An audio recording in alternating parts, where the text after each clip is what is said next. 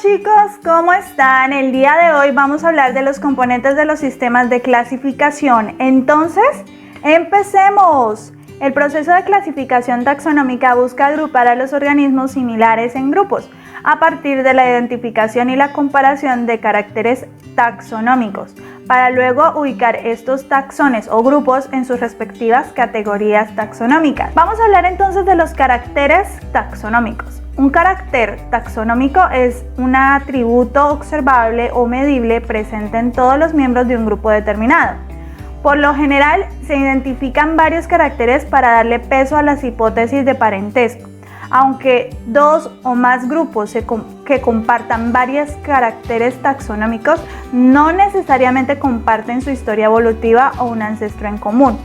Por esta razón, para clasificar los seres vivos en términos evolutivos, es necesario diferenciar entre caracteres análogos y caracteres homólogos. Las distintas formas o variaciones que muestra un carácter dentro del grupo se denominan estados de carácter. Pueden ser caracteres de doble estado, cuando los estados de carácter se determinan por presencia y ausencia, o tener tres o más estados de carácter si la variación se refiere, por ejemplo, a la longitud de las alas. Ahora veamos qué tipos de caracteres hay. Hay caracteres análogos. Estos son estructuras que tienen forma y función similar, pero orígenes evolutivos distintos. Suelen aparecer como adaptaciones a condiciones ambientales similares o convergencia evolutiva.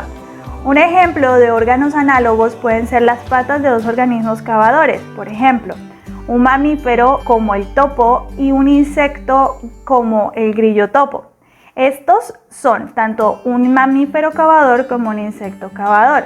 Ambos poseen unas extremidades similares que les ayudan a cumplir la función de cavar la tierra. Sin embargo, estamos totalmente seguros que insectos y mamíferos no comparten un origen común muy cercano. Por lo tanto, sus extremidades son caracteres análogos. Los caracteres homólogos son estructuras que tienen una forma e incluso una función diferente dentro de los miembros del grupo, pero que tienen o comparten un origen común, también llamadas homología. Por ejemplo, los órganos homólogos de las extremidades en los delfines y los murciélagos. Ambos organismos son mamíferos y aunque cada extremidad cumple una función diferente, en el caso del delfín nadar y en el caso del murciélago volar, ambas extremidades tuvieron un origen muy cercano e incluso comparten partes iguales, como es el caso de los metacarpos, las falanges, el radio, el húmero, el cúbito. Estas partes demuestran que estas dos extremidades tienen orígenes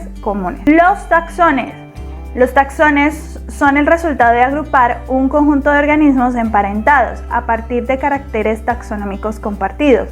El taxón inferior más utilizado es el de especie, que por lo general abarca todos los organismos pertenecientes a un linaje que se originó de un ancestro común, mientras los taxones superiores agrupan conjuntos de especies con caracteres globales.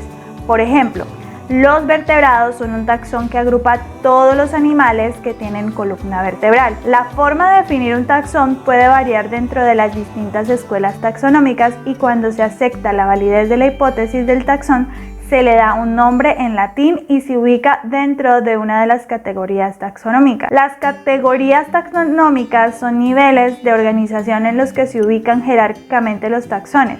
Existen actualmente 8 categorías taxonómicas fundamentales, que son dominio, reino, filo o división, clase, orden, familia, género y especie. Aunque existen subdivisiones usadas para describir clasificaciones complejas como superorden o subespecie. Vamos ahora a hablar de los conceptos de especie, pues especie es una unidad básica con la que se trabaja en la sistemática. Sin embargo, ha sido imposible tener un solo concepto o un concepto unificado de especie debido a la gran variedad de formas de vida, de reproducción y de desarrollo dentro de los seres vivos. El concepto más usado es el concepto biológico de especie, pero también se utilizan el concepto evolutivo, el morfológico, el filogenético y el ecológico, así como el de reconocimiento.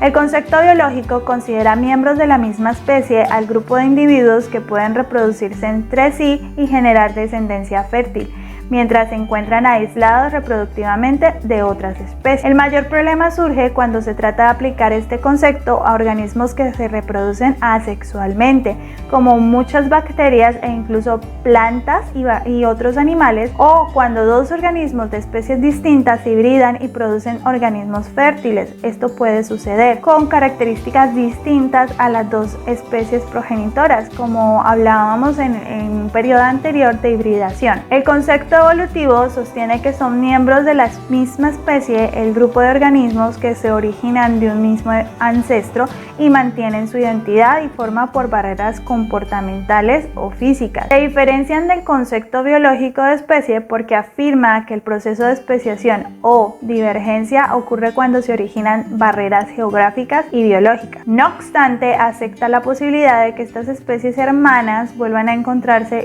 y generen una especie nueva. El concepto morfológico de especie agrupa a los organismos que comparten similitudes y los separa de otras a partir de diferencias morfológicas. Inicialmente fue propuesto como una forma más fácil de definir una especie sin preocuparse por la analogía de caracteres que resulta de convergencias evolutivas. Sin embargo, este concepto ha recibido numerosas críticas, pues no tiene en cuenta diferencias que definen barreras reproductivas como el comportamiento o la distribución de las poblaciones. Además, es muy difícil de aplicar a especies que experimentan cambios a lo largo de su ciclo de vida, como los insectos que tienen metamorfosis, o aquellos que presentan dimorfismo sexual, como algunas aves donde la hembra es diferente del macho. El concepto filogenético. El concepto filogenético de especies hace referencia a todos los organismos pertenecientes a un linaje que se originó de un ancestro común, que comparten un carácter derivado ausente en sus ancestros lejanos, pero presente en su ancestro inmediato. Esta definición de especie es ampliamente utilizada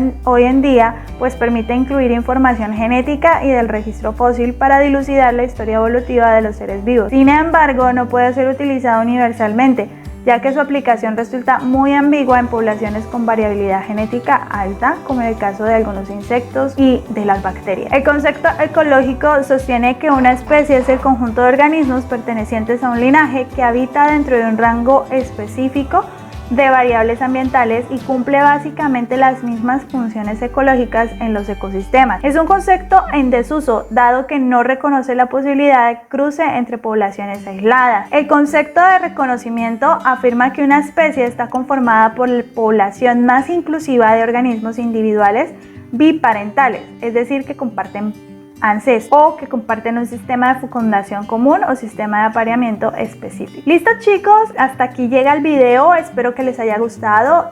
No olviden hacer la actividad y nos vemos pronto. Hasta luego.